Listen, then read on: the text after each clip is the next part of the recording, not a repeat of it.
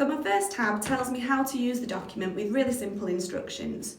All I need to do as a teacher is fill in this page. This is the data entry page.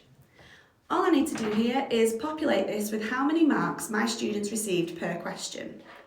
This doesn't take too long at all, and it also counts up the totals at the end and tells me what percentage of the marks each student received.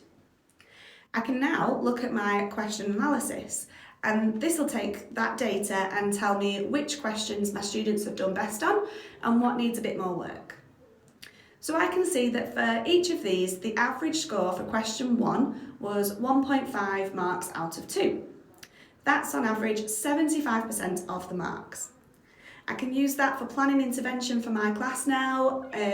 This class, for example, received 100% of the marks on independent events, which was question 11, which means that I don't need to cover that topic again. But quite a low scoring question was question 3, which is translation.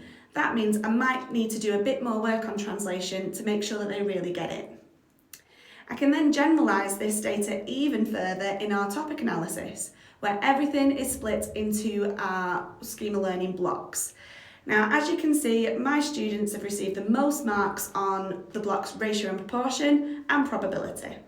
So I know that my class are really good at that, but we need a little bit more work on quadratic graphs and transformations because those are the lowest scoring on average.